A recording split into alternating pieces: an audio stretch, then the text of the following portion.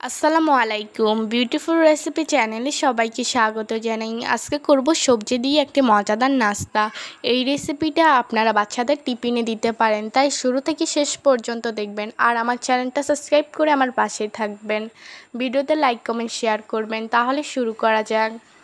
এখানে একটি মিক্সিং বল নিয়েছি। মিক্সিং বলে আমি পরিমাণ মতো চাল দিয়ে দিব। দেখুন আমি এই পরিমাণ চাল নিয়েছি, আপনারা যে পরিমাণ বানাবেন ওই পরিমাণ দিতে পারেন। চাল দিয়ে দিলাম। এখন আমি পানি দিয়ে ভালোভাবে কষলিয়ে ধুয়ে নিব, তাই এখানে আমি পরিমাণ মতো পানি দিয়ে দিলাম। চালটা ভালোভাবে ধুয়ে নিব, তাই হাত দিয়ে ভালোভাবে কষলিয়ে ধুয়ে নিব, যাতে চালে থাকা ময়লাগুলো বের হয়ে যায়। কিছুক্ষণ ধরে আমি হাত দিয়ে ভালোভাবে কষলিয়ে ধুয়ে নিয়েছি। এখন আমি 30 মিনিটের জন্য রেস্টে রেখে দিব। তারপর আমি চালটাকে ব্লেন্ড করে নিব।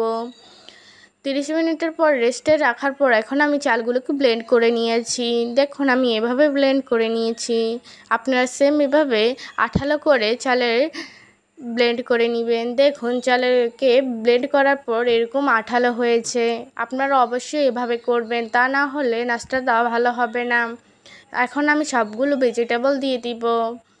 এখানে আমি প্রথমে নিয়েছি গাজর, বরবটি, টমেটো, কাঁচামরিচ কুচি, পেঁয়াজ কুচি। একে একে আমি সবগুলো দিয়ে দিব।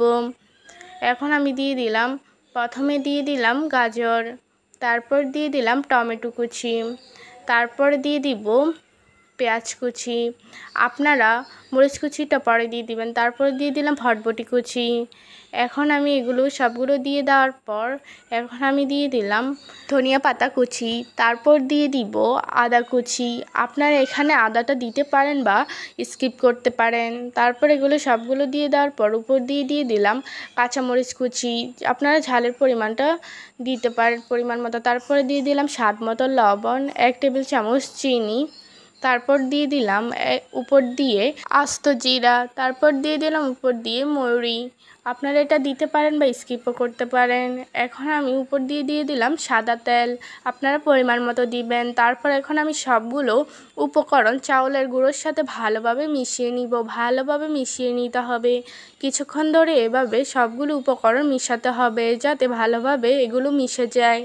তাই আমি কিছুক্ষণ ধরে এভাবে নেড়ে নিচ্ছি। আপনারা এভাবে নেড়ে নেবেন। আপনারা যে পরিমাণ বানাবেন ওই পরিমাণ ডোটা তৈরি করে নেবেন। দেখুন আমি সবগুলো উপকরণ ভালোভাবে মিশিয়ে নিয়েছি। ভালোভাবে মিশিয়ে নিতে হবে। এরকম হেলদি একটা টিফিন আপনার বাচ্চাদের দিতে পারেন। অবশ্যই আপনারা এভাবে বাসায় ট্রাই করবেন। ভালোভাবে আমি এগুলোকে মিশিয়ে ফেলেছি। এখন আমি এগুলোকে তৈরি করে নিব। এখন আমি একটি চুলায় প্যান বসিয়ে দিব। প্যানটা গরম হয়ে গেলেই এর উপর দিয়ে পরিমাণ মতো সাদা তেল দিয়ে দিব। প্যানটা গরম হয়ে গিয়েছে। এখন আমি এতে দিয়ে দিলাম সাদা তেল। সাদা তেলটা দিয়ে দেওয়ার পর একটি ব্রাশের সাহায্যে চারপাশে ছড়িয়ে দিব। চারপাশে ছড়িয়ে দিতে হবে। চারপাশে ছড়িয়ে দেওয়ার পর এর উপর দিয়ে তৈরি করে রাখা ডোটা দিয়ে দিব। চারপাশে ছড়িয়ে দেওয়া হয়ে গিয়েছে। এখন আমি উপর দিয়ে ডোটা দিয়ে দিলাম। অবশ্যই ডোটা গোল করে দিয়ে দিতে হবে, এতে দেখতে খুব সুন্দর লাগবে। তাই আমি এর উপর দিয়ে ডোটা দিয়ে দিলাম। আপনারা অবশ্যই এভাবে দিয়ে দিবেন, এতে দেখতে সুন্দর লাগবে, খেতেও খুব ভালো লাগবে।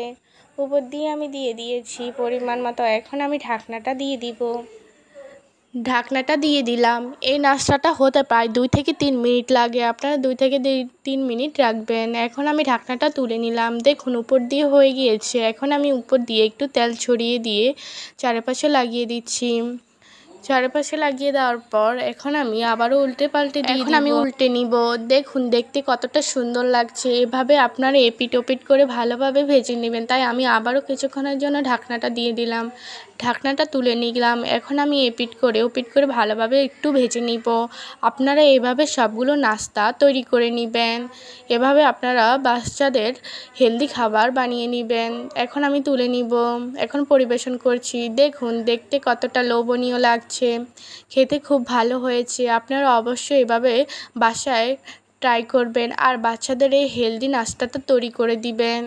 দেখতে কতটা সুন্দর লাগছে। দেখুন আমি একটি ছিঁড়ে দেখাচ্ছি, কতটা নরম এবং সফট হয়েছে। সস দিয়ে খেতে অসাধারণ লাগবে। দেখুন কতটা সফট।